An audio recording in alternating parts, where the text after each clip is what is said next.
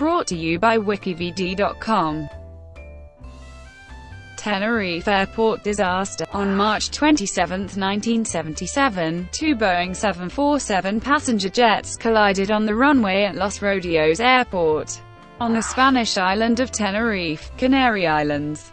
The crash killed 583 people, making it the deadliest accident in aviation history, as a result of the complex interaction of organizational influences, environmental conditions, and unsafe acts leading up to this aircraft mishap. The disaster at Tenerife has served as a textbook example for reviewing the processes and frameworks used in aviation mishap investigations and accident prevention. A bomb explosion at Gran Canaria Airport, and the threat of a second bomb, caused many aircraft to be diverted to Los Rodeos Airport. Among them were KLM Flight 4805, and Pan Am Flight 1736, the two aircraft involved in the accident. At Los Rodeos Airport, air traffic controllers were forced to park many of the airplanes on the taxiway, thereby blocking it. While authorities waited to reopen Gran Canaria, a dense fog had developed at Tenerife, which greatly reduced visibility and further complicated the situation. When Gran Canaria reopened, the parked aircraft blocking the taxiway at Tenerife required both of the 747s to taxi on the only runway in order to get in position for takeoff. The fog was so thick that neither aircraft could be seen from the other, and the controller in the tower could not see the runway or the two 747s on it. As the airport did not have ground radar, the controller could only determine the whereabouts of each aircraft via radioed verbal reports. The disaster occurred in Spanish territory, making Spain responsible for investigating the accident. The crash involved aircraft from the United States and the Netherlands, and both of those countries appointed representatives to the investigation.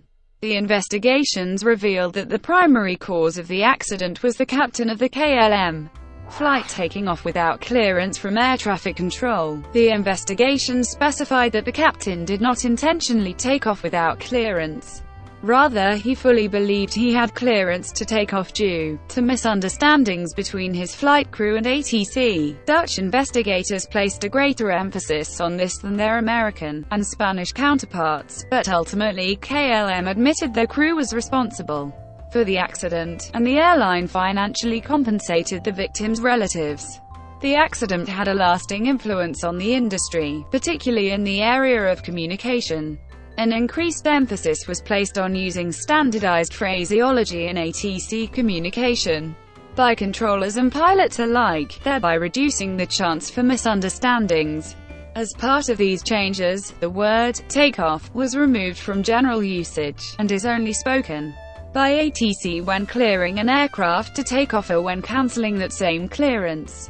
Less experienced flight crew members were encouraged to challenge their captains when they believed something was not correct, and captains were instructed to listen to their crew and evaluate all decisions in light of crew concerns. This concept was later expanded into what is known today as crew resource management training, in which is now mandatory for all airline pilots. Flight history. Tenerife was an unscheduled stop for both aircraft. Their destination was Gran Canaria International Airport, serving Las Palmas on the nearby island of Gran Canaria. Both are in the Canary Islands, an autonomous community of Spain located in the Atlantic Ocean off the southwest coast of Morocco. Pan Am Flight 1736 had originated at Los Angeles International Airport, with an intermediate stop at New York's John F. Kennedy International Airport. The aircraft was a Boeing 747-121, registration N736PA, named Clipper Victor. Of the 380 passengers, 14 had boarded in New York, where the crew was also changed. The new crew consisted of Captain Victor Grubbs, First Officer Robert Bragg, Flight and Engineer George Warnes, and 13 other crew members. This aircraft had operated the inaugural 747 commercial flight on January 22, 1970. In its first year of service, it also became the first 747 to be hijacked. It left AFK for San Juan, Puerto Rico, at 1:07 on August 2, 1970, with 359 or 360 passengers and 19 crew. 1 hour and 40 minutes later, a young man named R. Campos produced a gun and a bottle out of a bag that he claimed contained explosives, and hijacked the airplane to Havana, where it touched down at Jose Marti Airport at 5:31. The first 747 to land in Cuba, it was met by Cuba's Premier Fidel Castro. KLM Flight 4805, a charter flight for Holland International Travel Group, had arrived from Amsterdam Airport Schiphol, the Netherlands. Its captain was Jacob Veldhuizen van Zanten, KLM's chief flying instructor. The first officer was Klaas Moors and the flight and engineer was Willem Schroeder. The aircraft was a Boeing 747-206B, registration PHBUF, named Rain. The KLM jet had 14 crew members and 235 passengers, including 52 children. Most of the KLM passengers were Dutch, 4 Germans, 2 Austrians, and 2 Americans were also on the plane. After the aircraft landed at Tenerife, the passengers were transported to the airport terminal. One of the inbound passengers, who lived on the island with her partner, chose not to reboard the 747, leaving 234 passengers on board.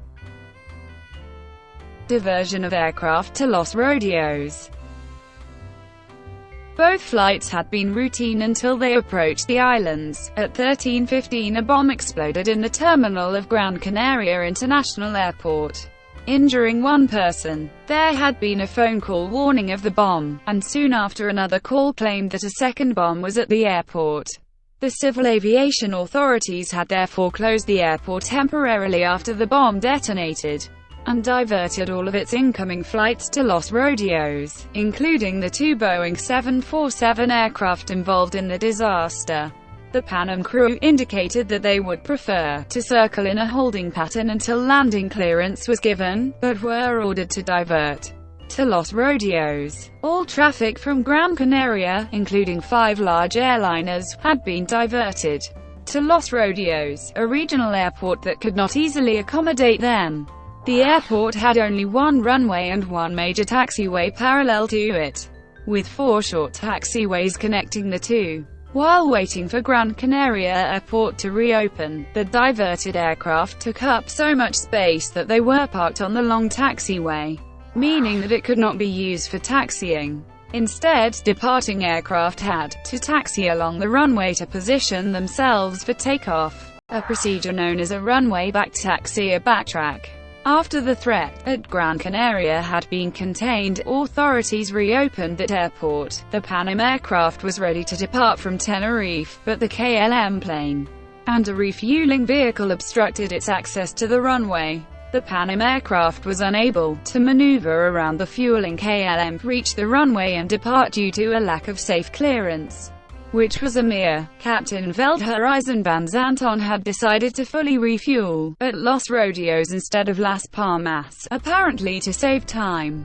The refueling took about 35 minutes. After that, the passengers were brought back to the plane. The search for a missing Dutch family of 4 delayed the flight even further. A tour guide chose not to reboard for Las Palmas, because she lived on Tenerife, and did not think it practical to fly to Gran Canaria just to return to Tenerife the next day. She would be the only person who flew from Amsterdam to Tenerife on Flight 4805 to survive, as she was not on the plane at the time of the accident. Thank you for watching, brought to you by WikiVidi.com. Please like and subscribe below.